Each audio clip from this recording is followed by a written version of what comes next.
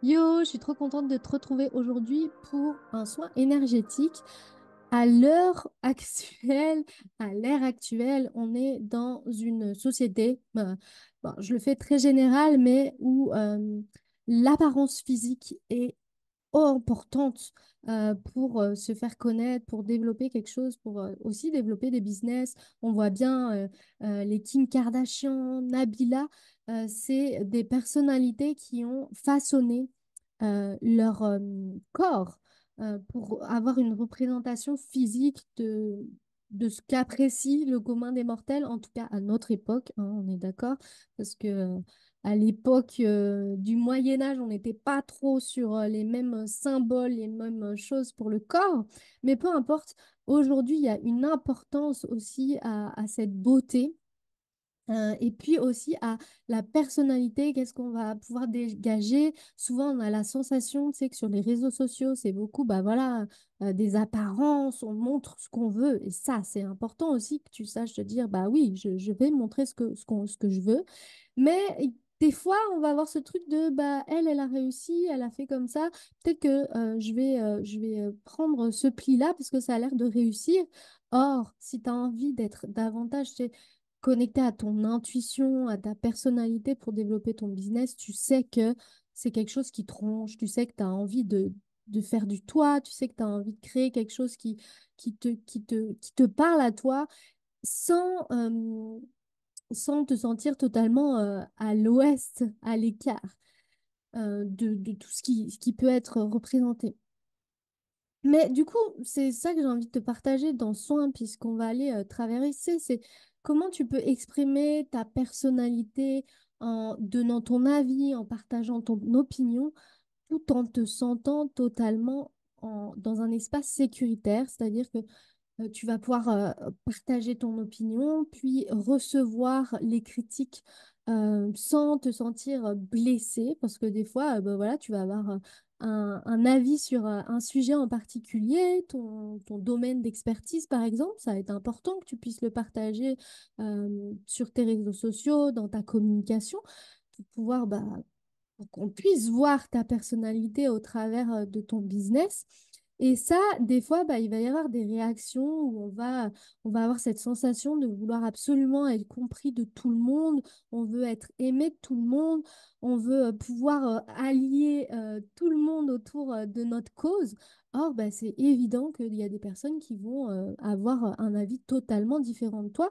Et comment on gère ça? Comment tu vas pouvoir accueillir des avis, des opinions contraires à ce que tu partages tout en te sentant totalement à l'aise parce que toi, c'est ta vérité, on va dire, et puis il y a d'autres vérités, et même te sentir aussi, bah voilà, en fait, elle m'a donné, j'ai mis une information à disposition de la Terre entière, en tout cas de mon réseau.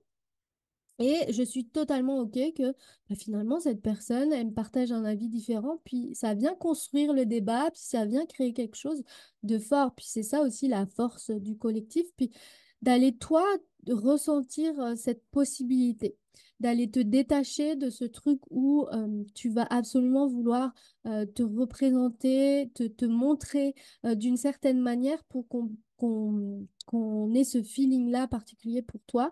Or, aujourd'hui, si tu es sur cette vidéo, c'est que tu as envie de montrer ta personnalité, tu n'as plus envie de mettre des fils, tu n'as plus envie de faire semblant, tu n'as plus envie de montrer juste des choses pour que ça fasse stylé. Tu as aussi envie de montrer le revers de la médaille, tu as aussi envie de montrer en fait un quotidien tout à fait banal qui pourtant va être totalement intéressant parce que bah, la plupart des gens, enfin en fait, on vit des quotidiens, ils sont tout à fait banaux, tu vois.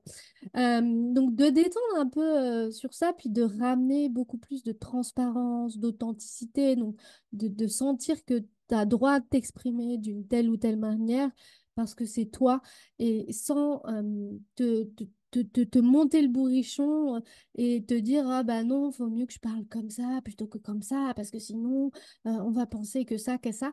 Se détacher de toutes ces sensations autour de comment je m'exprime, comment je montre ma personnalité, qu'est-ce que j'ai envie de dégager aussi, parce que c'est souvent la question qu'on va se poser autour du personal branding, qu'est-ce qu'on a envie de dégager, tout ça.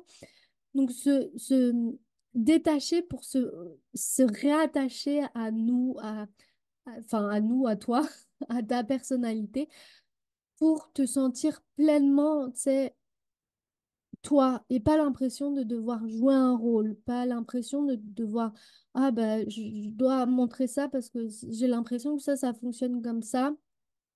Donc, je dois dire ça parce que j'ai l'impression que chez un tel, ça fonctionne en disant cette telle manière de faire pour vendre quelque chose ou un service. Or, peut-être que pour toi, ça ne va pas du tout te parler, puis du coup, tu vas sentir cette dissonance en toi, ce truc ça va te tirailler, et finalement, ça va avoir un effet contre-productif.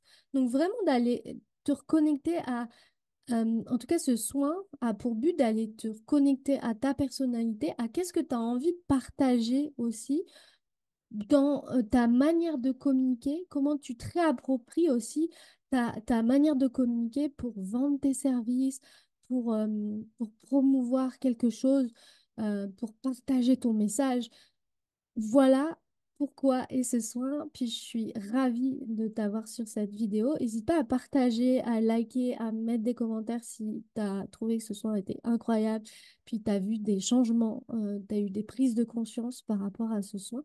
Partage-le si tu as aimé. On se retrouve très bientôt. Je te remercie. Je te souhaite une bonne écoute et un bon soin. On va aller se connecter à la camomille romaine pour faire ce soin énergétique pour toutes ces personnes qui vont écouter ce soin. Et plus vous allez être nombreux et plus ce soin va pouvoir agir dans votre quotidien à chaque fois. Je vous remercie. N'hésitez pas à la réécouter plusieurs fois. Je vous dis à très bientôt. Ciao.